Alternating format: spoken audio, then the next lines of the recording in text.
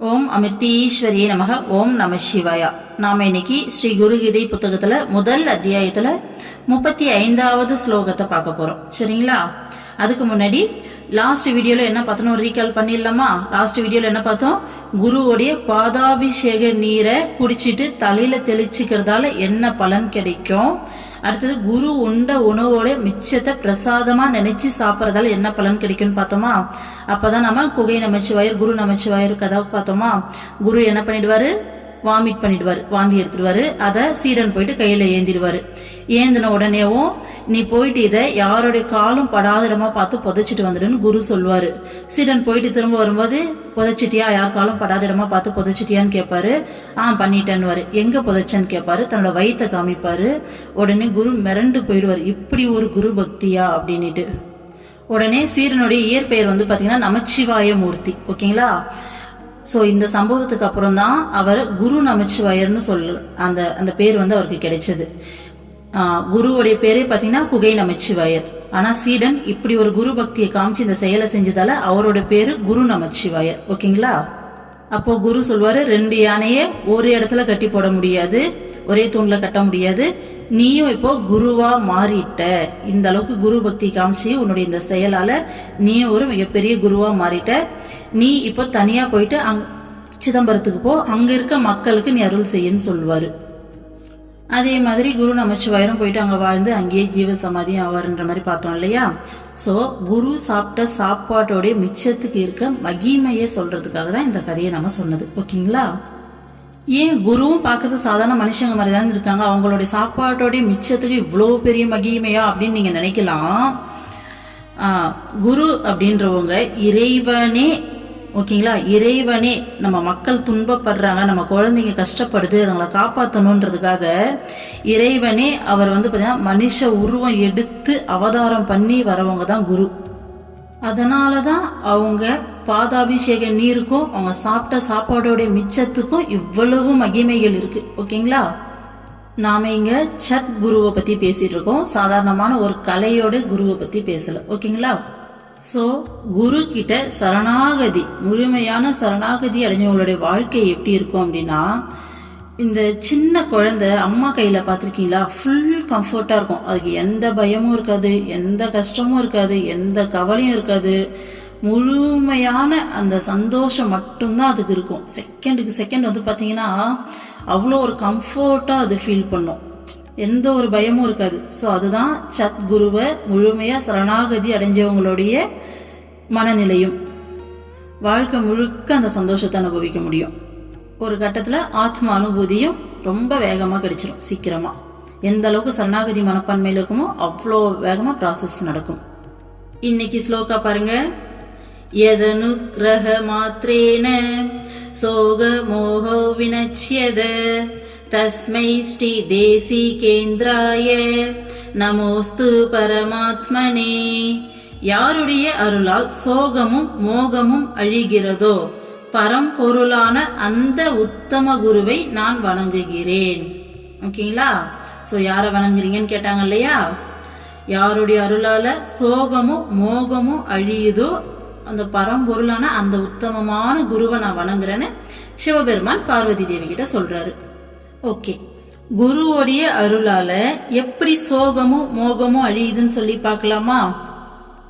First, குரு கிட்ட நாம சரணாகதி மனப்பான்மைக்கு வரும்போது நம்ம லைஃப்ல என்ன நடந்தாலும் நமக்கு ஒரு அசைக்க முடியாத நம்பிக்கை வரும்.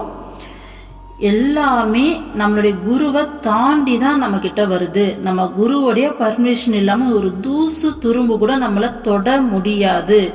ஒரு விஷயம் லைஃப்ல நடக்குதுன்னா முழுமையா நம்மளுடைய குரு அனுமதிச்சதாலதான் நடக்குது. இது ஏதோ ஒரு நன்மைக்காக மட்டும்தான் நடக்குது. இது ஸ்டார்டிங் ஸ்டேஜ்ல. சோ ஏதோ ஒரு நன்மைக்காக மட்டும்தான் நடக்குது. இதன் மூலமா ஒண்ணு கர்மா கழிப்பாரு, இல்ல நம்மளுடைய மனநிலையை மாத்துவாங்க. ஏதோ ஒரு நல்லது நமக்கு தெரியல, இப்ப புரியல, கொஞ்ச நாள் கழிச்சு நமக்கு புரியும். நம்மளுடைய நல்லதுக்காக தான் இது நடக்குது அப்படிங்கிற மனப்பான்மைக்கு நாம வருவோம். இது வெறுமனே நாமளா வர மனப்பான்மை கிடையாது. நிஜமாலுமே நம்ம வாழ்க்கை ஃபுல் கண்ட்ரோல்ல போயிடும். நம்மள ஃபுல் ப்ரொடெக்ஷனில் குரு வந்துருவாங்க. நம்மளை மட்டும் கிடையாது, நாம் நம்ம ஃபேமிலின்னு சொல்லி மொத்தமாக நம்ம குடும்பமே குருவோடைய ஃபுல் ப்ரொடெக்ஷன் கடியில் போயிடுவோம். அதை நம்மளால் முழுமையாக உணர முடியும். ஓகேங்களா? ஸோ குரு லைஃப்பில் வந்த பிறகு நம்ம லைஃப்பில் நடக்கக்கூடிய ஒவ்வொரு சம்பவமும் ஒவ்வொரு நிகழ்வும் பார்த்தீங்கன்னா செலக்டட். ஓகேங்களா? குரு தேர்ந்தெடுத்து இந்த சுச்சுவேஷன் வந்து இவனுக்கு இப்போ கொடுக்கறதால இவனுக்குள்ள இந்த மாற்றங்கள்லாம் ஏற்படுத்தணும். அதே மாதிரி அவன் லைஃப்ல என்ன சொல்றது, டேலி பண்ணுவாங்க, பயங்கரமா கால்குலேஷன் நடக்கும். அவங்க இவன் லைஃப்ல இந்த டைம்ல இதை கொடுக்கலாம், வேற யாராலையும் இந்த அளவுக்கு அக்யூரேட்டா கால்குலேட் பண்ணி நம்ம லைஃப்பை ரன் பண்ணவே முடியாது. குரு பண்ணுவாங்க. எங்களோட ஸ்பிரிச்சுவல் குரூப்ல ஒருத்தர் வந்து ஒரு எக்ஸ்பீரியன்ஸ் வந்து ஷேர் பண்ணாரு. ஒரு பெரிய ஆக்சிடென்ட், பஸ்ஸே வந்து பார்த்தீங்கன்னா தலைகீழாக கவிழ்ந்து போச்சு. பஸ்ல இருந்து அவ்வளோ பேத்துக்கும் அவ்வளோ அடி. ஓகேங்களா? ஆனால் இவர் மட்டும் பார்த்தீங்கன்னா ஒரு சின்ன காயம் கூட இல்லை, அப்படியே முழுசாக எஞ்சி அப்படியே வராரு வெளியில. காரணம் குரு வழிபாடு. அவங்க குருவோடைய கண்ட்ரோலில் இருக்காங்க. ஸோ இந்த மாதிரியான அதிசயமான ஒரு வாழ்க்கையை தான் நம்ம வாழ்வோம். குருவோடைய கண்ட்ரோலில் இருக்கும்போது முழுமையாக நாம் பாதுகாக்கப்படுவோம். ஓகேங்களா? இந்த மாதிரி பல சூழ்நிலைகளில் அவங்க பாதுகாத்து அவங்க அன்பை காமிச்சு நமக்கு நல்லா புரிய வச்சிருவாங்க. நம்ம லைஃபு முழுமையாக குருவோடைய கண்ட்ரோலில் இருக்குது. ஸோ எது நடந்தாலும் அவங்கள மீறி அவங்க கொடுத்து தான் இந்த விஷயங்கள் எல்லாமே வருதுன்னு சொல்லி நமக்கு புரிஞ்சிடும். அப்படி புரியும் போது நம்ம எந்த ஒரு சுச்சுவேஷனுக்கும் ரியாக்ட் ஆக மாட்டோம். நான் சொன்னேன் இல்லையா, கை குழந்தை அம்மா கிட்ட எந்த அளவு கம்ஃபர்ட்டாக இருக்கோ அவ்வளோ கம்ஃபர்ட்டில் இருப்போம். ஸோ ஒரு சுச்சுவேஷன் வரும்போது இந்த இடத்துல நம்ம எப்படி நடந்துக்கணும், எப்படி நடந்தால் நம்ம குருவுக்கு பிடிக்கும், எப்படி நடந்தால் நம்ம ஆன்மீக முன்னேற்றம் அடைவோம். இப்போது ஸ்கூல் பசங்க, இப்போ பப்ளிக் எக்ஸாம் பசங்க படிச்சுட்டு இருக்காங்கன்னா, நீ படிக்கிற வேலையை மட்டும் பாரு, நீ வேற எந்த வேலையும் பார்க்காத, மற்ற எல்லாத்தையும் நான் பார்த்துக்கிறேன்னு வாங்கல. அந்த மாதிரி உன்னுடைய ஆன்ம முன்னேற்றத்திலையும் உன்னுடைய அந்த மனசுக்குள்ள இருக்க அந்த அழுக்குகள்லாம் சரி பண்ணி உன்னை இன்னும் திருத்திக்கிறதுலையும் சரி பண்ணிக்கிறது, இதில் மட்டும் நீ கான்சென்ட்ரேட் பண்ணி நீ முன்னேறி வா, மற்ற எல்லாத்தையும் நான் பார்த்துக்கிறேன்னு வாங்க குரு. ஸோ இங்கே எங்கே சோகம் இருக்க போது சொல்லுங்க? சோகம் அழியும். குரு வழிபாட்டில் வந்து குரு கிட்ட சரணாகதி அடையும் போது சோகம் முழுமையாக அழிக்கப்படும். இப்போ சாதாரணமாக ஒரு ஹஸ்பண்ட் அண்ட் ஒய்ஃப் ரிலேஷன்ஷிப்பே எடுத்துப்போம். நார்மலாக ஹஸ்பண்ட் அண்ட் ஒய்ஃப் ரிலேஷன்ஷிப்னா எப்படி இருக்கும்? மாற்றி மாற்றி பயங்கரமாக எக்ஸ்பெக்ட் பண்ணுவோம் இல்லையா? ஸோ என் ஹஸ்பண்ட்னா எனக்கு இப்படி தான் இருக்கணும், எனக்கு இப்படியெல்லாம் பார்த்துக்கணும். அப்போ இந்த எக்ஸ்பெக்டேஷன் எங்கெல்லாம் கொஞ்சம் மிஸ் ஆகுதோ அங்கெல்லாம் பிரச்சனை வரும், அங்கெல்லாம் சண்டை வருமா? ஆனால் குரு லைஃப்பில் வந்த பிறகு பார்த்தீங்கன்னா நமக்கு மொத்தமாக நமக்கு தேவையான அத்தனை விஷயமும் நமக்கு குரு கிட்ட கிடைச்சிடும். நமக்கு என்ன தேவை வாழ்க்கையில்? ஒரு அன்பும் ஒரு அரவணைப்பும். அதுதானே ஒரு பர்சன், உனக்காக நான் இருக்கேன், உன்னை நான் பார்த்துக்கிறேன் அப்படிங்கிற மாதிரியான இந்த அன்பு தான் நம்ம மனுஷங்க எல்லாருமே தேடிட்டு இருக்க ஒரு விஷயம் இல்லையா? ஸோ அந்த விஷயம் நமக்கு குரு கிட்ட கிடைக்கும். உனக்காக நான் இருக்கேன், உன்னை நான் பார்த்துக்கிறேன் அப்படிங்கிறத, அந்த ஒரு அரவணைப்பை நம்ம குரு கிட்ட முழுமையாக உணர்வோம். அப்போ நாம ஒய்ஃபாக இருந்தால் ஹஸ்பண்ட் கிட்டயும், ஹஸ்பண்டாக இருந்தால் ஒய்ஃப் கிட்டயும் அந்த எக்ஸ்பெக்டேஷன் இருக்காது. ஏன்னா நம்மளுடைய எக்ஸ்பெக்டேஷன், நம்மளுடைய அந்த என்ன சொல்றது, அந்த அன்பு எல்லாமே, எல்லா தேவையும் நமக்கு இங்கேயே நிறைவேறிடுச்சு, குரு கிட்டே நமக்கு நிறைவேறிடுச்சு. அப்போ நம்ம இவங்க கிட்ட போயிட்டு எக்ஸ்பெக்ட் பண்ணிட்டு இருக்க மாட்டோம். அதுக்கு பதிலாக நாம அவங்கள புரிஞ்சுப்போம். ஓகேங்களா? இப்போ இதுக்கு முன்னாடி நாமளும் அந்த நார்மல் ஸ்டேட்ல தானே இருந்தோம். ஸோ அவங்க அந்த மைண்ட் செட்ல இருந்து பேசுறாங்க, அந்த மைண்ட் செட்ல அவங்க இருக்காங்க, அவங்க இதை எதிர்பார்க்கறாங்க. ஸோ அதனாலதான் அவங்களுக்கு இந்த மாதிரி கோவம் வருது, அதனாலதான் இப்படி யோசிக்கிறாங்க அப்படின்னு சொல்லிட்டு நம்ம அந்த அண்டர்ஸ்டாண்டிங்க்கு வந்துருவோம். ஸோ இவ்வளோ நாளா அன்பை எதிர்பார்த்துக்கிட்டு இருந்த நாம அன்பை கொடுக்க ஆரம்பிச்சிருவோம். ஓகேங்களா?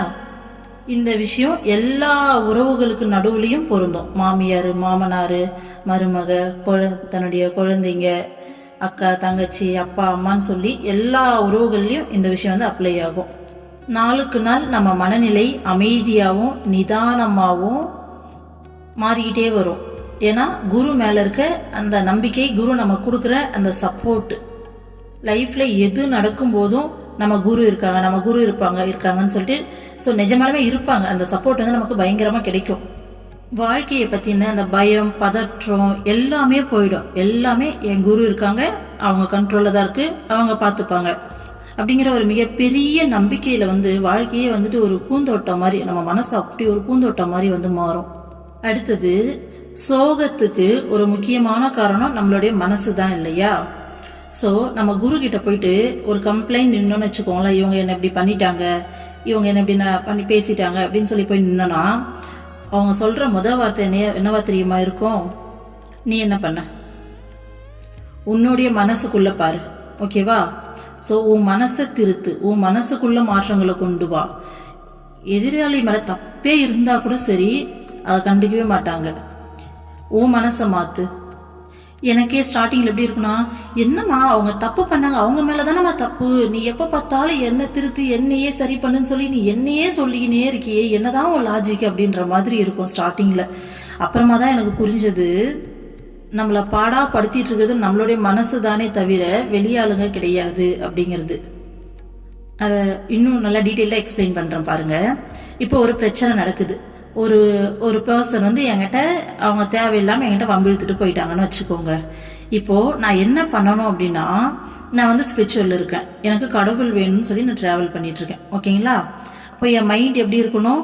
முழுக்க முழுக்க இறைவன் கிட்ட இருக்கணும். அப்போ நான் என்ன பண்ணணும்? இறைவா, இந்த சுச்சுவேஷன் நீ தானே கிரியேட் பண்ண, அவங்க வழியா நீ தானே வந்து என்னை திட்டின, நீ தானே என்னை பேசின அப்படின்னு சொல்லி, சரி பரவாயில்ல, ஒன்று நம்ம சரணாகதி மனப்பான்மைக்கு போயிடலாம், ஓகேங்களா? ஏதோ ஒரு ரீசனுக்காக தான் நீ என்ன இந்த மாதிரி அவங்க ரூபத்தில் வந்து திட்டிட்டு போயிருக்க.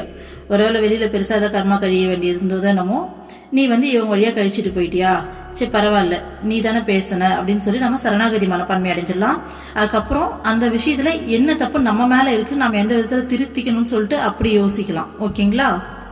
அப்படி இல்லாட்டி நம்ம என்ன பண்ணுவோம், அவங்க நம்மளை இப்படி பண்ணிட்டாங்க பார்த்தியா, இப்படி பேசிட்டாங்க பார்த்தியான்னு சொல்லிட்டு நம்ம கவனம் முழுக்க முழுக்க முழுக்க அவங்க மேலே போயிடும். நம்ம கவனம் முழுக்க இறைவன் கிட்ட இல்லாமல் எந்த பர்சன் நம்மளை ஹர்ட் பண்ணாங்களோ அவங்க மேலே போயிடும். நம்ம அப்படி போகும்போது நம்ம மைண்டு முழுக்க முழுக்க எவ்வளோ நேரமானாலும் அடங்காமல் அவங்கக்கிட்டேயே சுற்றி சுற்றி வரும். அவங்க நம்மளோட பேசிட்டாங்க பார்த்தியா, இப்படி பண்ணிட்டாங்க பார்த்தியா அப்படின்னு சொல்லிட்டு. இதை தான் அம்மா சொல்கிறாங்க, உன் மனசை கவனி. ஒரு விஷயம் நடக்குதுன்னா உன் மனசு இறைவன் கிட்ட ஓடி வருதா, இல்லை அந்த சம்பவத்து மேலே அந்த விஷயத்து மேலே கான்சன்ட்ரேஷன் போதா அப்படின்றத. ஸோ குரு அப்படின்றவங்க கான்சன்ட்ரேஷனை முழுக்க முழுக்க இறைவன் கிட்ட, குரு கிட்ட வை, ஓகேவா? அந்த சுச்சுவேஷன் மேலே உன் மனசு ரியாக்ட் ஆகக்கூடாது. இதுக்கு முன்னாடி லைஃப் எப்படி வேணாலும் இருந்திருக்கலாம். ஒன்ஸ் குரு கிட்ட வந்துட்டோம்னா வரக்கூடிய ஒவ்வொரு சூழ்நிலையும் வந்து பார்த்தீங்கன்னா டெஸ்ட் தான் நமக்கு, ஓகேங்களா? இந்த மாதிரி ஒரு சுச்சுவேஷன் வந்தால் இவ மனசு வந்து பார்த்தீங்கன்னா கடவுள்கிட்ட வருதா இல்லை பிரச்சனை மேலே போதா அப்படின்ட்டு நாம் கடவுள்கிட்ட கொண்டு வந்து கடவுள்கிட்டே புலம்பிட்டு கோவத்தில் நம்ம திட்டுறது கூட சரி, எதுவாக இருந்தாலும் நம்ம கடவுள்கிட்ட நமக்கு உரிமை இருக்குது, ஓகேங்களா? எல்லாத்தையும் நம்ம கடவுள்கிட்ட பண்ணிட்டு நம்ம விட்டுட்டோம் அப்படின்னா நம்ம பாஸு. அதை விட்டுட்டு அந்த பிரச்சனைகள் மேலே நம்ம கான்சென்ட்ரேட் பண்ணிட்டு போனோம்னா நம்ம ஃபெயிலு. நீங்கள் கேட்கலாம், நான் இந்த மாதிரி போயிட்டேன்னா அப்போது அந்த பிரச்சனையை ஏற்படுத்தின நபர் வந்து என்னை மிஸ்யூஸ் பண்ண மாட்டாங்களா, அப்போ அடுத்தடுத்து இதே மாதிரி பிரச்சனைகளை கொண்டு வர மாட்டாங்களான்னு சொல்லிட்டு நீங்கள் யோசிக்கலாம். அந்த மாதிரியெல்லாம் நடக்கவே நடக்காது. இன்னும் சொல்லப்போனால் நம்ம முழுமையான அந்த சரணாகதி மனப்பான்மையில் நம்மளுடைய கவனம் முழுக்க இறைவன் கிட்ட வைக்கும்போது அந்த பர்சனே வந்து நம்மக்கிட்ட மன்னிப்பு கேட்பாங்க. இந்த இடத்துல தான் வந்து பார்த்திங்கன்னா மேஜிக் நடக்கும். நாம் நமக்காக போராடிட்டு இருந்தோம் அப்படின்னா ஒன்றும் நடக்காது, அந்த பிரச்சனை லூப்பில் அடிக்கும். நம்ம திருந்துற வரைக்கும் அந்த பிரச்சனை திரும்ப திரும்ப வேற ஒரு சுச்சுவேஷன் வேறு பர்சன் மூலமாக லூப்பில் அடிக்கும் அந்த பிரச்சனை. இதே எப்போ நம்ம கடவுள்கிட்ட கவனத்தை செலுத்த ஆரம்பிக்கிறோமோ அப்போ வந்து பார்த்திங்கன்னா கடவுள் நமக்காக இறங்கி அங்கே வேலை செய்வார். நம்ம குரு நமக்காக வந்து பார்த்திங்கன்னா அந்த இடத்துல வேலை செய்வாங்க. அந்த இடத்துல அந்த மேஜிக் எல்லாமே நடக்கும். அந்த பர்சனே நம்மக்கிட்ட வந்து சரண்டர் ஆகி சாரி சொல்கிற அளவுக்கான சுச்சுவேஷன்ஸ் கிரியேட் ஆகும். இப்படி ஒரு வாழ்க்கையை வாழும்போது இதில் எங்கே சோகம் வரப்போகுது சொல்லுங்கள்? நம்மளுடைய ஒட்டு மொத்த பாரத்தையும் தூக்கி கடவுளுடைய திருப்பாதத்தில், குருவுடைய திருப்பாதத்தில் வச்சிடறோம், ஓகேங்களா? அதுதான் சரணாகதியான வாழ்க்கை. இதில் எங்கே சோகம் இருக்குது? இந்த வாழ்க்கை உண்மையாக சொல்கிறேன், கடவுள் வழிபாட்டில் கூட எனக்கு கிடைக்கும் தோணலை. குரு வழிபாட்டில் ஒரு உத்தமமான சத்குருவோடைய கண்ட்ரோலில் நாம் இருக்கும்போது அது ஒரு பொக்கிஷமான வாழ்க்கை. இந்த விஷயம் கிடைக்கும். அடுத்தது மோகம் அழியும்னு சொல்லியிருக்காங்களா? மோகம்னா என்ன? டெல்யூஷன். ஒரு பொருள் அல்லது நபர் மேலே இருக்கக்கூடிய தீவிரமான ஒரு ஈர்ப்பு, ஒரு ஆசை தான் மோகம்னு சொல்கிறோமா? இது ஒரு விதமான மாயை இல்லையா? ஸோ நம்ம குருவோடைய வழிபாட்டில் இருக்கும்போது, இப்போ நாங்கள் இருக்கோம்னா அம்மா கிட்ட இருக்கோம் இல்லையா?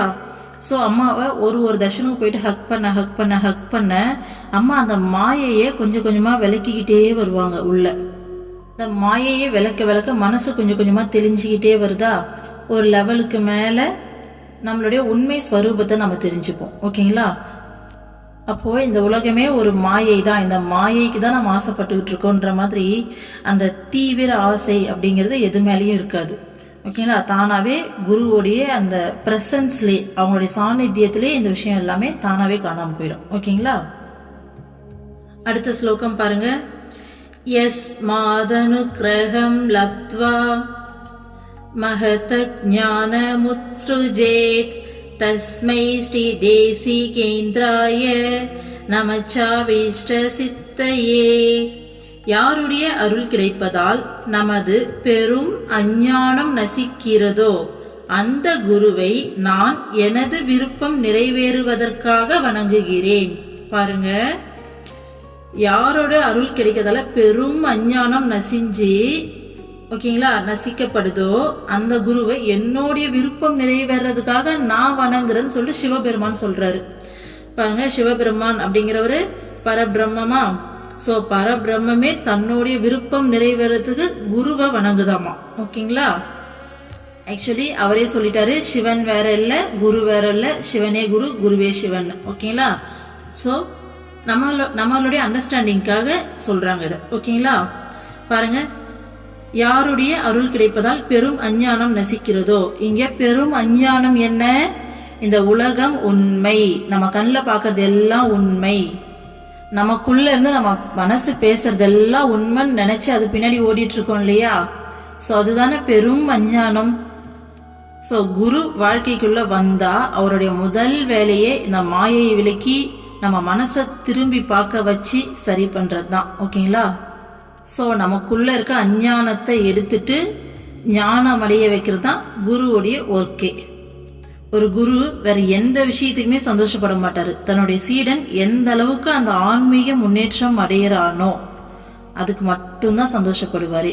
நம்ம எந்த அளவுக்கு அந்த மாயையிலிருந்து வெளியில வந்து மனக்கட்டுப்பாடோட நம்ம மனசை நாளுக்கு நாள் வந்து பாத்தீங்கன்னா திரும்பி பார்த்து கேள்வி கேட்டு எங்கிருந்து இந்த எண்ணங்கள்லாம் வருது, ஸோ அந்த எண்ணங்கள் பின்னாடி ஓடாம அந்த எண்ணங்களுக்கு ரியாக்ட் பண்ணாம அந்த மனமற்ற நிலைக்கு கொண்டு போறது தான் குருவினுடைய வேலையே. ஓகேங்களா? அடுத்த ஸ்லோகம் பாருங்க. காஷி கஷேத்ரம் நிவாசச்ச ஜாஹ்னவி சரணோதகம் குருர் விச்வேஸ்வர சாக்ஷாத் தாரகம் பிரம்ம நிச்சய. குரு வசிக்கும் இடம் காஷி கஷேத்திரமும் பாத தீர்த்தம் கங்கா தீர்த்தமும் ஆகும். குரு பகவான் விச்வேஸ்வரன் ஆவார். சம்சாரத்தை கடக்க உதவும் பரம்பொருள் அவரே. ஓகேங்களா? பாருங்க, குரு வசிக்கிற இடம் காஷி கஷேத்திரமா, பாத தீர்த்தம் வந்து பாத்தீங்கன்னா கங்கா தீர்த்தமா. ஓகேங்களா? ஸோ நம்ம காசிக்கு போகணும்னு அவசியம் இல்லை, குரு வசிக்கிற இடத்துக்கு போனாலே காசிக்கு போன பலன். ஸோ குரு வசிக்கிற இடத்தையே காஷி கஷேத்திரம்னு சொல்லிட்டாங்க. ஓகேங்களா? அடுத்தது அவருடைய பாத தீர்த்தம் வந்துட்டு கங்கா தீர்த்தம்னு சொல்லியாச்சு. ஓகேங்களா? ஸோ ஏற்கனவே பாத தீர்த்தத்தை பத்தி நிறைய விஷயம் பார்த்தோம் இல்லையா? ஸோ பாத தீர்த்தம் கிடைச்சா உலகத்துல இருக்க எல்லா புண்ணிய நதியோடைய தீர்த்தத்திலையும் குளிச்சதுக்கு சமமாயன்னு சொன்னாங்க இல்லையா? அதை குடிச்சு நம்ம தலையில தெளிச்சுக்கிட்டோம்னா ஸோ குருவோடைய பாத தீர்த்தத்தை கங்கா தீர்த்தம்னு சொல்றாங்க. ஓகேங்களா? குரு வந்துட்டு யாரும் கிடையாது, பகவான் விஸ்வேஸ்வரன் ஆவார். பகவான் விஸ்வேஸ்வரன் தான் குரு அப்படின்னு சொல்றாங்க. ஓகேங்களா? ஸோ நாம இதை பரபிரம்மம், இறைவன், நமக்கு பிடிச்ச இஷ்ட தெய்வம் எப்படி வேணாலும் எடுத்துக்கலாம். ஓகேங்களா? இறைவன் தான் குரு. ஓகேங்களா? சம்சாரத்தை கடக்க உதவுற பரம்பொருள் அவர்தான் அப்படின்னு சொல்றாங்க. அடுத்த ஸ்லோகா பாருங்க.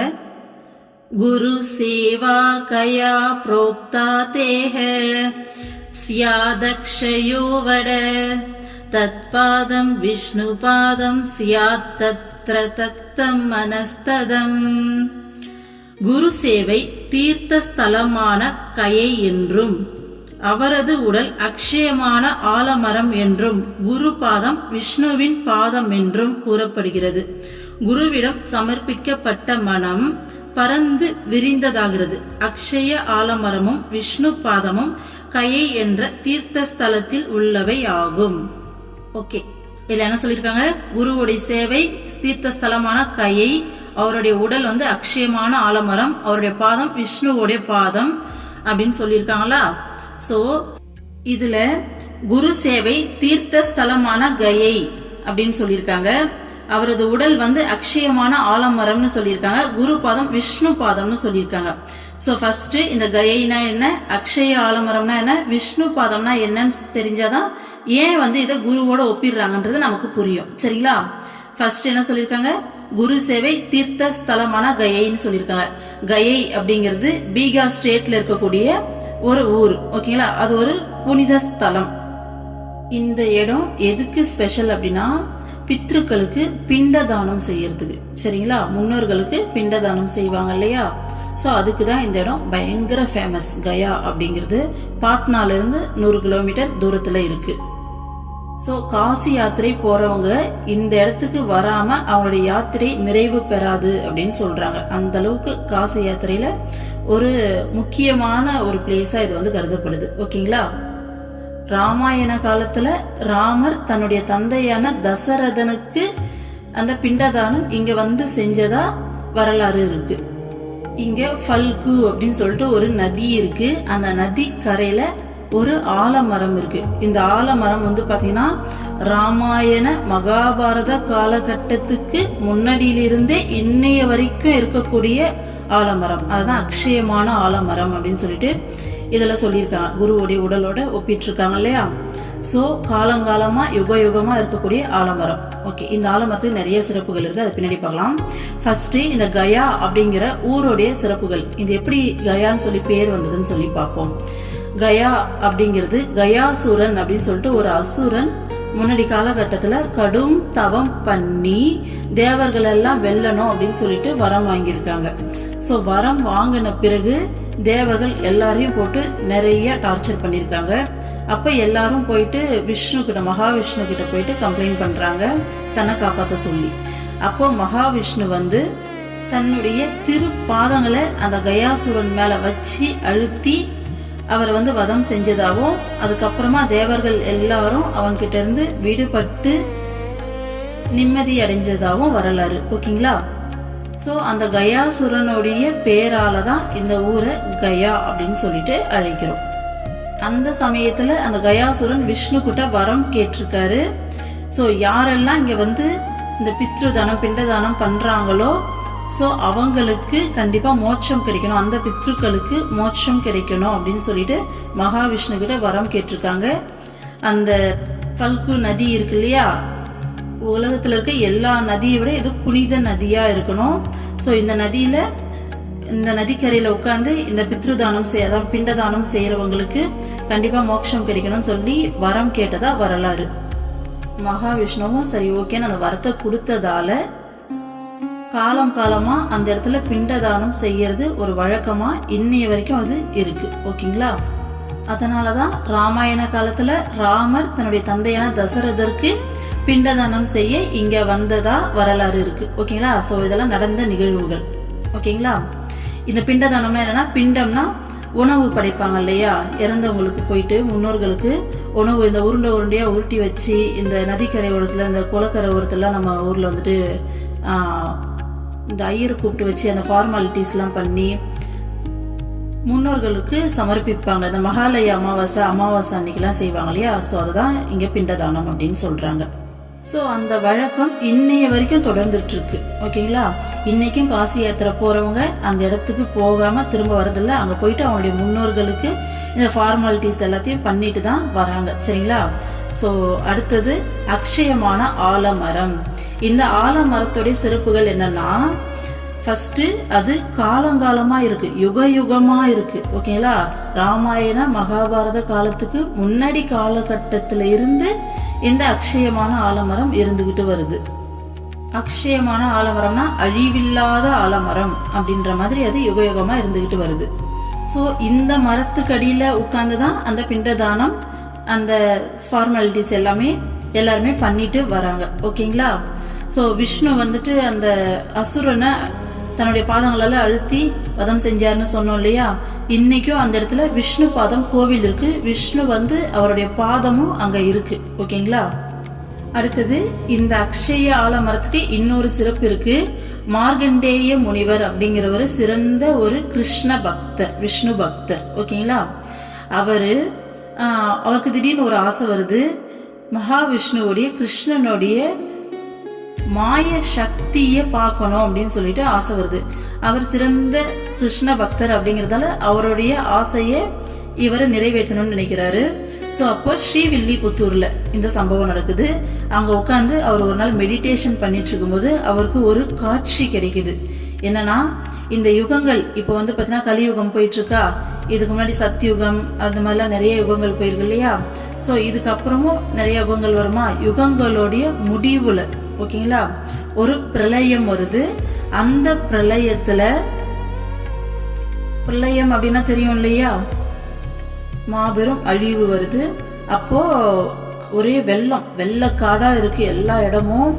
அந்த வெள்ளத்துல பாத்தீங்கன்னா ஒரு பெரிய ஆலமரத்தினுடைய இலை, அந்த இலையில கிருஷ்ணர் பாத்தீங்கன்னா குழந்தையா அப்படியே படுத்துக்கிட்டு மிதந்துகிட்டு வராரு. ஓகேங்களா. அந்த இலை எதனுடைய இலைனா இந்த அக்ஷயமான ஆலமரம் இருக்கு இல்லையா, இந்த மரத்தோடைய இலை. இந்த இலையில கிருஷ்ணர் படுத்துக்கிட்டு குழந்தையா தன்னுடைய கட்டை விரல் எடுத்து, கால் கட்டை விரல் எடுத்து தன்னுடைய வாயில வச்ச மாதிரி ஆனா காட்சி கிடைக்குது. ஓகேங்களா. அந்த மாதிரி படுத்துக்கிட்டு மிதந்துகிட்டு வராரு. அப்படி மிதந்துகிட்டு வரும்போது கிருஷ்ணருடைய வயத்துல பாத்தீங்கன்னா எல்லா தேவர்களும் முனிவர்களும் அனைத்து ஜீவராசிகளும் தன்னோட வயிற்றுக்குள்ள எல்லாரையும் பாதுகாப்பா அவர் வச்சிருக்கிற மாதிரியான ஒரு காட்சி. ஏன்னா பிரளயம்னா எல்லாமே அழிஞ்சிரும் இல்லையா. ஸோ உலகத்துல இருக்கக்கூடிய அத்தனை ஜீவராசிகளையும் பத்திரமா தன்னுடைய வயிற்றுக்குள்ள எடுத்து அவர் வச்சிட்டு இருக்க மாதிரியான ஒரு காட்சி கிடைக்குது. ஸோ யுகங்களுடைய முடிவுல இது கண்டிப்பா நடக்கும் அப்படின்னு சொல்லி நம்பப்படுது. ஓகேங்களா. ஸோ இதுதான் பாத்தீங்கன்னா ஆளிலை கண்ணனுடைய கதை. நம்ம ஆளிலை கண்ணன் நிறைய பார்த்திருப்போம் இல்லையா. ஆலமரத்து இலையில பாத்தீங்கன்னா கண்ணன் படுத்துக்கிட்டு அந்த கட்டவரை எடுத்து வாயில வச்சிட்டு இருக்க மாதிரியான போட்டோஸ் நிறைய பார்த்திருப்போம் இல்லையா. ஸோ அந்த ஆளிலை கண்ணனுடைய கதை இதுதான். அடுத்தது இந்த ஆலமரத்துக்கு இன்னொரு வரலாறு இருக்கு. ராமர் சீதா தசரதர், அவர் ராமருடைய தந்தை தசரதனுக்கு பிண்டதானம் செஞ்சாங்கன்னு சொன்ன இல்லையா. ஸோ பிண்டதானம் செய்யறதுக்காக ராமர், லக்ஷ்மணர், சீதை 3 பேர் அங்க போறாங்க. போகும்போது அவங்க வனவாசம் மேற்கொண்டிருந்தாங்க இல்லையா. அதனால அவங்கள்ட்ட எந்த ஒரு ஃபுட்டும் கிடையாது. அதனால நாங்க போயிட்டு யாசகம் எடுத்துக்கிட்டு வரோம் அப்படின்னு சொல்லிட்டு ஃபர்ஸ்ட் லக்ஷ்மணர் கிளம்புறாரு. நான் போயிட்டு யாசகம் வாங்கிட்டு வரேன், நம்ம பிண்டதானம் செய்யலாம் அப்படின்ட்டு. போனவர் திரும்ப வரவே ரொம்ப நேரம் ஆச்சு. அதனால ராமர் என்ன பண்றாரு, சரி ஓகே நான் போயிட்டு அவன் என்ன பண்ணிட்டு இருக்கான்னு சொல்லி பார்த்து கூட்டிட்டு வரேன் அப்படின்னு சொல்லிட்டு இவர் பின்னாடியே போறாரு. அந்த பிண்டதானம் செய்யறதுன்னு சொல்லிட்டு ஒரு குறிப்பிட்ட நேரம் இருக்கு. அந்த நேரத்துலதான் செய்யணும். அந்த நேரம் தாண்டி போச்சுன்னா இது கெட்ட நேரம் வருது அப்படின்ற மாதிரியான ஒரு சூழ்நிலை. அந்த டைம்ல தசரதனும் அவங்களுடைய முன்னோர்களும் சீதா கிட்ட கேக்குறாங்க, டைம் போயிட்டே இருக்கு, பரவாயில்ல உங்ககிட்ட இருக்கிறத எனக்கு கொடு, பிண்டதானம் நாங்க ஏத்துக்கிறோம், இந்த நேரம் தவறி கொடுத்தினா அது தப்பா போயிடும் அப்படின்னு சொல்லி கேட்கவும், அப்போ இவங்க யோசிக்கிறாங்க, உங்க பசங்க தானே இதை செய்யணும், இதை நான் செஞ்சா பரவாயில்லையா அப்படின்னு சொல்லி கேக்குறாங்க. பரவாயில்ல, தாராளமா பரவாயில்ல, நாங்க ஏத்துக்கிறோம், நீ கொடுன்னு சொல்லி கேட்கவும், சீதா தாங்கிட்ட இருக்கிறத வச்சு அந்த அவங்களுக்கு அந்த முன்னோர்களுக்கு படையல் படைக்கிறாங்க. அவங்க ஏத்துக்கிட்டு கிளம்பிடுறாங்க. இதுக்கு சாட்சியா என்ன பண்றாங்கன்னா, ஏன்னா ராமர் வந்தா சொல்லணும் இல்லையா, இந்த அக்ஷய ஆலமரம், ஒரு பசுமாடு, அடுத்தது அங்க இருக்கக்கூடிய அந்த பல்கு நதி, 3த்தையும் சாட்சியா வைக்கிறாங்க. ஓகேங்களா. வச்சுட்டு இதை செஞ்சிடுறாங்க. அந்த பித்ருக்கோளும் கிளம்பிடுறாங்க. கிளம்பின பிறகு ராமரும் லக்ஷ்மணரும் வராங்க. வந்த பிறகு இவங்க நடந்ததெல்லாம் சொல்றாங்க. அவங்க போய் யாசகம் எடுத்துட்டு அதை சீக்கிரமா போய் சமைச்சு கொண்டு வா, நம்ம பண்ணலாம்னு சொல்றாங்க. இல்ல டைம் முடிஞ்சு போச்சு, ஆனா இந்த மாதிரி முன்னாடியே வந்தாங்க, என்கிட்ட கேட்டாங்க, இதெல்லாம் நடந்ததுன்னு சொல்லி நடந்த எல்லா விஷயத்தையும் சொல்றாங்க. பட் ஆனா ராமருக்கு பாத்தீங்கன்னா பயங்கரமா கோபம் வருது. என்னுடைய முன்னோர்கள் ஏன் முன்னாடி தோன்றாம உங்ககிட்ட தோன்றி கேட்டு வாங்கினாங்களா, இது எப்படி நான் நம்புறதுன்னு சொல்லி கேட்கவும், அப்ப அவங்க சாட்சியா இருந்த பசுமாடை கூப்பிடுறாங்க. கூப்பிட்டு கேட்கும்போது அந்த பசுமாடு ராமருடைய கோபத்துக்கு நாம ஆளாக கூடாதுன்னு சொல்லிட்டு, எனக்கு தெரியாது அப்படின்னு சொல்லிட்டு போய் சொல்லிடுது, என்கிட்ட இவங்க எதுவும் சொல்லலை அப்படின்ட்டு. அடுத்தது அந்த நதி சொன்னோம் இல்லையா, ஸோ அந்த நதியையும் கூப்பிட்டு கேட்கிறாரு. அதுவும் பயந்துக்கிட்டு எனக்கு தெரியாதுன்னு சொல்லிடுது. ஆனா இந்த ஆலமரம் மட்டும் உண்மையை சொல்லுது, ஆமா பண்ணாங்க, நான் தான் சாட்சி, அம்மா என்ன சாட்சியா வச்சாங்க அப்படின்னு சொல்லிட்டு உண்மையை சொல்லுது. ராமர் ஆனா நம்பாம அவர் என்ன செய்யறாரு அப்படின்னா, இன்னொரு டைம் சமைக்க சொல்லி எடுத்துட்டு போயிட்டு அதை வந்து தானம் பண்ண போறாரு, இந்த பிண்ட தானம் பண்ண போறாரு. போகும்போது அந்த அசரீரி சொல்லுவாங்க இல்லையா, வானத்துல இருந்து சவுண்டு கேட்கும். ஓகேங்களா, தெய்வங்கள் முன்னோர்கள் பேசுவாங்க. ஸோ அந்த மாதிரி அசரீரி சவுண்டு கேட்குது. அந்த ஒளியில என்ன கேட்குதுன்னா, சீதா எங்களுக்கு ஏற்கனவே பிண்டதானம் கொடுத்துட்டா, நாங்க அதை ஏத்துக்கிட்டோம் அப்படின்னு சொல்லி ஒரு ஒலி கேட்குது. அதை கேட்ட பிறகுதான் ராமருக்கு வந்து கொஞ்சம் திருப்தி ஆகுது. ஏன்னா முன்னோர்களுக்கு அதை செய்யாம இருக்கக்கூடாது இல்லையா, அவருடைய கடமையிலிருந்து தவறக்கூடாது அப்படின்றதுக்காக தான் அவர் அதை அவ்வளோ பெரிய விஷயமா எடுத்து பார்க்குறாரு. ஸோ அதுக்கப்புறம் வந்துட்டு வீட்டுக்கு வந்து நடந்ததை சொல்றாரு. சொன்ன பிறகு சீதா வந்துட்டு இப்போயாச்சும் நம்புறீங்களான்னு சொல்லிட்டு கோவப்பட்டு என்ன பண்றாங்கன்னா, அந்த பசு மாடுக்கு சாபம் விடுறாங்க. நான் இது வரைக்கும் உன்னுடைய முன்னாடி இருந்தேன் இல்லையா, இனிமே உனக்கு பின்னாடி தான் வந்து போயிட்டு வசிப்பேன். அதனாலதான் பசு மாட்டை வந்து லட்சுமி தேவி வசிக்கிற இடமா பின்னாடி வந்து தொட்டு கும்பிடுவாங்க. ஓகேங்களா, ஸோ இன்னையிலேருந்து உன்னுடைய பின் பக்கத்துல போய் நான் வசிக்க ஆரம்பிச்சிருவேன், உனக்கு முன்னாடி நான் இருக்க மாட்டேன்னு சொல்லிடுவாங்க. அடுத்தது அந்த நதிக்கரைக்கு அவங்க சாபம் விட்டதா ஒரு வரலாறு இருக்கு. அதனாலதான் அந்த நதிக்கரையில அதிகமா தண்ணியே இருக்காதாமா, மேக்சிமம் அது வறண்டு போய் தான் இருக்குமாமா. ஓகேங்களா, ஸோ அடுத்தது இந்த ஆலமரத்துக்கு அவங்க வந்து வரம் அளிக்கிறாங்க. நீ யுகங்களா வந்து பாத்தீங்கன்னா அழியாம இருப்ப, உண்மையை சொன்ன இல்லையா எனக்காக, ஸோ அதனால யுகமா அழியாம இருப்ப அப்படின்னு சொல்லி சீதா தேவி வரம் கொடுத்ததா வரலாறு. அதனாலதான் அந்த ஆலமரம் இன்னைக்கும் வந்து அழியாம இருக்கு அப்படின்னு சொல்றாங்க. ஸோ அக்ஷய ஆலமரம் அப்படிங்கிறது அழியாத ஆலமரம், என்னைக்குமே அது அழியாது. ஓகேங்களா, ஒரு புனிதமான ஆலமரம். அடுத்தது கயாக்கு இன்னும் சிறப்புகள் என்ன அப்படின்னா, புத்தர், நம்மளுடைய புத்தர் எல்லாருக்குமே தெரியும் இல்லையா, கௌதம புத்தர், அவர் வந்து போதி மரத்துக்கு அடியில தான் ஞானம் அடைஞ்சார் அப்படிங்கிறது நம்ம எல்லாருக்குமே தெரியும். ஸோ அந்த போதி மரம் இந்த ஊர்ல தான் இருக்கு. ஸோ புத்தர் ஞானம் அடைஞ்ச இடம் இதுதான். சித்தார்த்தன் அப்படிங்கிற பேருடைய அவர் வந்து பாத்தீங்கன்னா புத்தரா மாறின பிளேஸ் இதுதான். அங்க வந்து பாத்தீங்கன்னா பெரிய அந்த புத்திஸ்டருடைய கோவில் வந்து இருக்கு. ஓகேங்களா, ஸோ இன்னைக்கும் பௌத்த மதத்துக்காரங்க எல்லாரும் வருஷத்துக்கு ஒரு டைம் இந்த இடத்துக்கு வந்து அந்த இடத்துல மெடிடேஷன் பண்றாங்க. ஸோ இது எல்லாம் தான் கயாவுடைய சிறப்புகள். இப்ப வந்து கயானா என்ன, அக்ஷய ஆலமரம்னா என்ன, விஷ்ணு பாதம்னா என்னன்னு தெரிஞ்சிருச்சா நமக்கு. இப்ப நம்ம ஸ்லோகத்துக்குள்ள வருவோம். பாருங்க, குரு சேவை தீர்த்த ஸ்தலமான கயைன்னு சொல்றாங்க. இவ்வளவு சிறப்புகளை உடைய அந்த கயைக்கு குரு சேவைய ஒப்பிடுறாங்க. ஓகேங்களா, அடுத்தது அவரது உடல் அக்ஷயமான ஆலமரம் அப்படின்னு சொல்றாங்க. ஏன் குருவுடைய உடலை அக்ஷயமான ஆலமரத்துக்கு ஒப்பிடுறாங்க? அக்ஷயமான ஆலமரம்னா நம்ம என்ன பார்த்தோம், அழியாத ஆலமரம், என்னைக்கும் யுகமா காலங்காலமா வந்து நிலைச்சு நிக்கிற ஆலமரம்னு சொல்லி பார்த்தோமா. சோ குருவுடைய உடலும் அப்படித்தான்.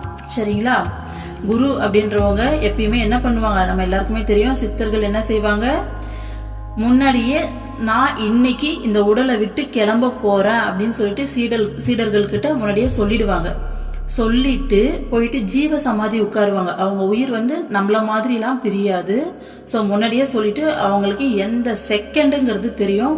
அந்த செகண்ட் அழகா உட்கார்ந்துட்டு தன்னுடைய உடலை விட்டு வெளியில அழகா வருவாங்க. வந்த பிறகு அந்த உடலுக்கு எப்படியெல்லாம் வந்து பண்ணணும், என்னெல்லாம் ஃபார்மாலிட்டிஸ் இருக்குன்றத முன்னாடியே சொல்லி வச்சிருப்பாங்க. ஸோ ஜீவ சமாதி பண்றதுக்குன்னு சொல்லிட்டு பயங்கரமா நிறைய ஃபார்மாலிட்டிஸ் இருக்கு. எனக்கு தெரிஞ்ச வரைக்கும் அதுல வந்து பாத்தீங்கன்னா அவங்க உட்கார்ந்த பிறகு உப்பு வில்வ இலைகள்லாம் ஏதோ கொட்டுவாங்க. உள்ள வந்து பாத்தீங்கன்னா விளக்கு ஏத்தி வைப்பாங்க. ஓகேங்களா, ஸோ ஏற்றி வச்சுட்டு அதுக்கப்புறம் அதை வந்துட்டு திறக்கவே மாட்டாங்க, க்ளோஸ் பண்ணிடுவாங்க. ஸோ அந்த ஜீவ சமாதியாண்ட என்னன்னைக்கும் குரு வந்து பார்த்தீங்கன்னா சூட்சமமாக இருந்து அங்கே வரவங்க அத்தனை பேத்துக்கும் அருள் செய்வாங்க. நீங்கள் ஜீவ சமாதி இது வரைக்கும் போனதில்லைன்னா ஒரு டைம் போயிட்டு பாருங்க. எனக்கெல்லாம் ஸ்டார்டிங்கில் என்னது சமாதினாலே எனக்கு சின்ன வயசுலேருந்து ஒரு பயம் இல்லையா, அப்படிதான் தோணும். ஆனால் வளர்ந்த பிறகுதான் தெரிஞ்சது ஜீவ சமாதி எவ்வளவு புனிதமான இடம் அப்படிங்கிறது. ஓகேங்களா, ஏன்னா நார்மல் ஹியூமன் பாடி கிடையாது. அங்க சித்தர்கள் தன்னுடைய உடலை விட்டாலும் என்ன சொல்றது சூட்சமமா இருந்து அங்க அருள் செஞ்சிட்டு இருக்காங்க. அங்க அப்படி ஒரு வைப்ரேஷன் இருக்கும். உங்களுக்கு ஒருவேளை மனசு ஒரு மாதிரி, ஒரு சில டைம்ல மனசு அடங்கவே அடங்காது, ரொம்ப அலப்பாஞ்சு ஒரு மாதிரி நியூசன்ஸா இருக்கும், நம்மளால ஒரு கண்ட்ரோலே பண்ண முடியாது. அந்த மாதிரி எப்பயாச்சும் தோணுச்சுன்னா அழகா ஒரு ஜீவ சமாதிக்கு போயிட்டு அங்க ஒரு 10 நிமிஷம் உட்கார்ந்துட்டு வந்து பாருங்களேன், மனசு அப்படியே அடங்கி அப்படியே அந்த ஒரு நிசப்தமா அமைதியா அப்படி ஒரு பாசிட்டிவ் வைப்ரேஷன் கிடைக்கும். காரணம் வந்து பாத்தீங்கன்னா குருவுடைய சாநித்தியம் அங்க இருக்கிறதால. சரிங்களா? சரி, ஓகே. ஏன் வந்துட்டு குருவுடைய உடல் அழியாதுன்னு சொன்னோம் அப்படின்னா, உண்மையாலுமே குருவுடைய உடல் அந்த ஜீவ சமாதிக்குள்ள அழியாது, எப்பயுமே அந்த உடல் அப்படியே இருக்கும், இது உண்மை. இத பத்தி பரம்பொருள் ஃபவுண்டேஷன் மகாவிஷ்ணு இருப்பாரு இல்லையா, அவர் ஒரு வீடியோல சொல்லியிருப்பாரு, ஏன் அந்த உடல் அப்படியே வச்சிருக்காங்கன்னா அவங்களுக்கு தேவையானப்ப, ரொம்ப அது ஒரு மாதிரி வித்தியாசமா சொல்லியிருப்பாரு, தேவையானப்ப அவங்களால அந்த உடலை எடுக்க முடியுமா, திரும்ப எடுத்து அவங்களால அந்த உடல்ல வர முடியுமா, இதெல்லாம் வந்து ரொம்ப சூட்சுமமான விஷயங்கள் அப்படின்ற மாதிரி சொல்லியிருப்பாரு. என்னுடைய அம்மா வந்து பார்த்தீங்கன்னா சின்ன வயசுலேருந்து அடிக்கடி இந்த விஷயத்த சொல்லிக்கிட்டே இருப்பாங்க. திருவண்ணாமலை மாவட்டத்தில் ஆரணி பக்கத்தில் கண்ணமங்கலம்னு சொல்லிட்டு ஒரு ஊர் இருக்கு. ஸோ அந்த ஊருக்குள்ளேயும் பார்த்தீங்கன்னா மேல் வெள்ளம் கீழ் வெள்ளம் சொல்லிட்டு சின்ன சின்ன ஊருங்க. ஸோ அந்த ஊரில் வந்து பார்த்தீங்கன்னா அச்சுதானந்த சுவாமிகள் அப்படின்னு சொல்லிட்டு ஒரு சத்குரு வந்து ஜீவசமாதி அடைகிறாரு. ஓகேங்களா? அவர் ஜீவசமாதி அடைஞ்சு அந்த இடத்துல ஊர் மக்கள்லாம் வழிபட்டுக்கிட்டு இருக்காங்க. பெருசா கோவில்ல அதுவும் அந்த காலத்துல கட்டல போல இருக்கு. ஓகேங்களா? ஆனா ஊர் மக்கள் எல்லாருக்கும் தெரியும். அப்போ இந்த பக்கத்து அந்த காலத்துல ஃபுல்லா வயல் தானே, ஸோ வயல்வெளியில தான் ஜீவசமாதி வச்சிருக்காங்க. பக்கத்து வயல்காரங்க வந்து பாத்தீங்கன்னா இவருக்குன்னு ஒதுக்கப்பட்ட அந்த இடத்த வந்து கொஞ்சம் கொஞ்சமா அந்த வரப்பு தள்ளிக்கிட்டே வருவாங்கல்ல, ஸோ அந்த மாதிரி தள்ளி தள்ளி நிறைய வந்து பாத்தீங்கன்னா ஆக்கிரமிச்சிட்டு இருக்காங்க. ஒரு லெவலுக்கு மேல அந்த ஜீவ சமாதி இருந்த இடத்தையும் ஃபுல்லா வந்துட்டு மண்ணு போட்டு மூடிட்டு மொத்தமா இது என்னோட இடம் தான் அப்படின்னு சொல்லி ஆக்கிரமிப்பு பண்ணிட்டு இருக்காங்க. அப்படி பண்ணும்போது ஊர் மக்கள் எல்லாம் போயிட்டு போலீஸ் கிட்ட கம்ப்ளைண்ட் பண்ணிருக்காங்க, இந்த இடத்துல ஒரு ஜீவ சமாதி இருக்கு, ஆனா இவன் வந்துட்டு என்னோட இடம் சொல்லி இவன் ஏமாத்துறான்னு சொல்லிட்டு அந்த டாக்குமெண்ட் எல்லாத்தையும் வந்து பாத்தீங்கன்னா பக்காவா ரெடி பண்ணிட்டு இருக்காரு. ரெடி பண்ணவும் இந்த விஷயம் வந்து கலெக்டர் வரைக்கும் கம்ப்ளைண்ட் போயிடுது. ஓகேங்களா? ஸோ ஊர் மக்கள் எல்லாம் ஒரு பக்கம் நிற்கிறாங்க, இவர் ஒரு பக்கம் நிற்கிறாரு. அப்போ கலெக்டர் வந்து நேரில் வந்து நான் விசாரணை பண்ணுறேன்ற மாதிரி வராரு. வரும்போது பார்த்தீங்கன்னா அந்த ஜீவ சமாதி இருந்த இடத்த சுத்தம் பண்ணிட்டு அந்த இடத்துல பார்த்தீங்கன்னா நீங்கள் சொல்கிற மாதிரி, ஏன்னா டாக்குமெண்ட் எல்லாம் அவங்க பக்கம் இருக்கு இல்லையா, நான் எப்படி நம்புறது இந்த விஷயத்த, ஏதோ சித்தர்ன்றீங்க ஜீவ சமாதின்றீங்க அவருடைய இடம்ன்றீங்கன்னு சொல்லிட்டு எப்பவுமே ஜீவ சமாதிக்குள்ள சித்தர்களை உட்கார வச்சுட்டு விளக்கு ஏற்றிட்டு மேல ஒரு பலகையை வந்து இழுத்து விடுவாங்க. இந்த ராகவேந்திரா படத்துல பாத்தீங்கன்னா தெரியும், அழகா வந்து காமிச்சிருப்பாங்க ஸ்ரீ ராகவேந்திரா படத்துல. ஸோ அந்த மாதிரி இழுத்து விடும்போது அந்த பலகையை வந்து எடுத்து பார்ப்போம், உள்ள நீங்க சொல்ற மாதிரி உண்மையிலுமே சித்தர் இருக்காரான்னு சொல்லி பார்ப்போம்னு சொல்லி அந்த பலகையை ஓபன் பண்ணிருக்காங்க. ஏத்தி வச்ச விளக்கு அப்படியே எரிஞ்சுக்கிட்டு இருந்ததாமா, சித்தரும் அப்படியே உட்கார்ந்த அந்த உடல் அப்படியே இருந்ததாமா. அதை பார்த்து அப்படியே கலெக்டருக்கு ஒரு மாதிரி உடம்பெல்லாம் கூசம் தெரியுமா, ஒரு மாதிரி பிரமிப்பாயிடுவாங்க. அந்த மாதிரி ஆயிட்டு டக்குன்னு மூடுங்க மூடுங்க அப்படின்னு சொல்லிட்டு டக்குன்னு சொல்லி க்ளோஸ் பண்ண சொல்லிட்டு இருக்காங்க. அதுக்கப்புறம் அந்த இடத்துல அங்க சுத்தி இருக்க ஒட்டுமொத்த நிலத்தையும் அவருடைய பேருக்கே எழுதி வச்சுட்டு அங்க பெரிய ஜீவசமாதி கோவில் எல்லாமே இன்னைக்கு இருக்கு. ஓகேங்களா? ஸோ அதுதான் சித்தர்களுடைய உடல் நம்மளுடைய உடல் மாதிரி இல்லை. நம்மளுடைய உடல்லாம் வந்து பார்த்தீங்கன்னா நார்மலாக டைம் ஆக அந்த ஸ்மெல்லாம் வர ஆரம்பிச்சிடும் இல்லையா. யோகானந்தர் கூட பார்த்தீங்கன்னா 12 days எத்தனையோ நாள் வந்து பார்த்தீங்கன்னா அவர் உடல் அப்படியே வச்சிருப்பாங்க. இன்னும் சொல்லப்போனால் ஸ்ரீரங்கம் தான் நினைக்கிறேன். ஆமாம், ஸ்ரீரங்கத்தில் வந்து பார்த்தீங்கன்னா ராமானுஜருடைய உடல் இன்னைக்கு இருக்கு அப்படின்னு சொல்லுவாங்க. ஸோ சித்தர்களுடைய உடல் வந்து பார்த்தீங்கன்னா என்னைக்குமே அழியாது. ஓகேங்களா? அது அப்படியே இருக்கும். ஸோ அதனால தான் இதில் குருவுடைய உடல் அக்ஷயமான ஆலமரம் அப்படின்னு சொல்லியிருக்காங்க. சரிங்களா? அடுத்தது குரு பாதம் விஷ்ணு பாதம்னு சொல்லியிருக்காங்க. ஏன் வந்து இங்கே விஷ்ணு பாதம்னு சொல்றாங்க? அங்கே வந்து விஷ்ணு என்ன பண்ணாரு, ஒரு அரக்கனை தன்னுடைய பாதத்தால் அழுத்தி வதம் பண்றாரு. ஓகேங்களா? இன்னைக்கு காலகட்டத்தில் இந்த கலியுகத்தில் அரக்கர்கள் நமக்கு வெளியில கிடையாது, நம்மளுடைய மனசுக்குள்ளதான் இருக்கு. சரிங்களா? அன்னைக்கு தேவர்களுக்கும் அரக்கர்களுக்கும் நடந்த அந்த போராட்டம், அந்த சண்டை எல்லாமே இன்னைக்கு நம்ம மனசுக்குள்ள நடக்குது. ஸோ குருவுடைய பாதம் நமக்குள்ள இருக்கிற எல்லா கெட்ட விஷயங்களையும் அழிக்கக்கூடியது அப்படிங்கிறதுக்காக தான் வந்து பாத்தீங்கன்னா இங்க குருவுடைய பாதத்தை விஷ்ணு பாதம்னு சொல்றாங்க. ஓகேங்களா? ஸோ இப்போ இந்த லைன்ஸை படிக்கிறேன் பாருங்க, உங்களுக்கு நல்லா புரியும்.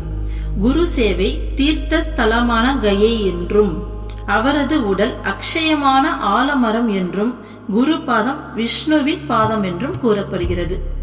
இப்ப நமக்கு புரியுதா ஏன் வந்துட்டு இதை ஒப்பிடுறாங்கன்னு சொல்லிட்டு. அடுத்தது பாருங்க, கடைசி பாயிண்ட் இந்த ஸ்லோகத்துல, குருவிடம் சமர்ப்பிக்கப்பட்ட மனம் பறந்து விரிந்ததாகிறது. ஃபர்ஸ்ட் நாம குரு கிட்ட நம்மள முழுமையா சரணாகதி பண்ணிட்டோம்னா ஃபர்ஸ்ட் நமக்கு இந்த பயத்துல இருந்து விடுதலை கிடைக்கும். ஓகேங்களா? நமக்கு ஏற்கனவே பேசியிருக்கோம் எவ்வளோ விஷயம், நமக்கு எவ்வளவு பயம் இருக்கு, நம்ம மனசுக்குள்ள எவ்வளவு பயம் இருக்கு, எடுத்ததுக்கெல்லாம் பயம் பதற்றம் தான் நம்ம வாழ்க்கை. நார்மலான ஹியூமன் பீயிங்கோட லைஃப் அப்படிதான் இருக்கு. ஒரு நாள் தூங்கி காலையில எழுந்திரிச்சுனா, ஐயோ இன்னைக்கு பஸ் கிடைக்குமா, பஸ்ல சீட்டு கிடைக்குமா, கூட்டம் இல்லாம இருக்குமா, இன்னைக்கு ஆஃபீஸ் போன மேனேஜர் என்ன சொல்லுவார், வீட்டுல என்ன சமைக்கிறது, வீட்டுல இவங்க என்ன சொல்லுவாங்க, அவங்க என்ன சொல்லுவாங்க, இந்த விஷயத்தை எப்படி பண்ண போறோம், ஸ்கூல்ல என்ன பண்ண போறோம், பசங்களை எந்த ஸ்கூல் சேர்க்க போறோம், என்ன படிக்க வைக்க போறோம், ஃபீஸ் எப்படி கட்ட போறோம், யோசிச்சு பாருங்க எவ்வளவு டென்ஷனான வாழ்க்கை. ஃபர்ஸ்ட் குருவுடைய பாதத்துல நாம குரு கிட்ட அந்த சரணாகதி அடையும் போது இந்த எல்லா வித பயங்கள்ல இருந்து ஃபர்ஸ்ட் விடுதலை. ஓகேங்களா? நம்ம எதுக்குமே பயப்பட மாட்டோம், எல்லாமே நம்ம குரு இருக்காங்க, அவங்க பார்த்துப்பாங்க அப்படின்ற மனநிலைக்கு வந்துருவோமா?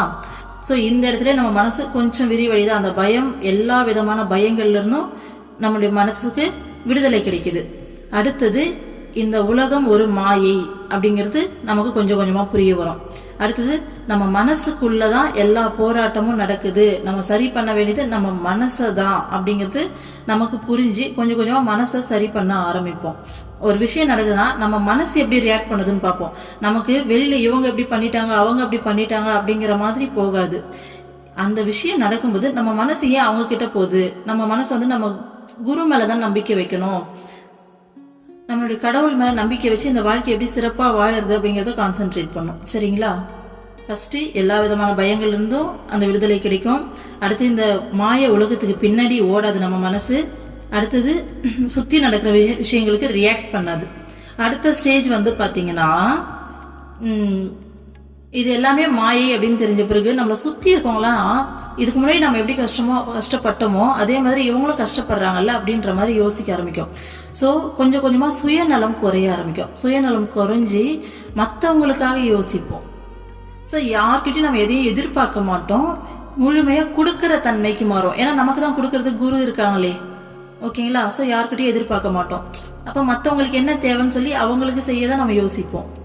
ஸோ இப்படியே கொஞ்சம் கொஞ்சமா இந்த மனசு விரிவடைஞ்சு ஒரு கட்டத்துல இறைநிலையே அடையும். இறைநிலை என்ன யோசிச்சு பாருங்க. இறைவன் யார்கிட்டயும் எதையும் எதிர்பார்க்கவே மாட்டாரு, எந்த நேரமும் கொடுக்கிற தன்மையிலேயே இருப்பாரு. அப்புறம் அவருடைய மனசு எவ்வளவு விரிவடைஞ்சது இல்லையா? ஸோ அதுதான் பாத்தீங்கன்னா குரு கிட்ட சமர்ப்பிக்கப்பட்ட மனம் பாத்தீங்கன்னா பறந்து விரிந்ததாகிறது அப்படின்னு சொல்றாங்க. சரிங்களா? ஓகே, இன்னைக்கு இந்த ஸ்லோகத்தோட முடிக்கலாம். அடுத்த ஸ்லோகம் நாளைக்கு பார்க்கலாம். ஓகேங்களா? ஓம் அமிர்தேஸ்வரி நமக. ஓம் நம சிவாய. சர்வம் கிருஷ்ணார்ப்பணம்.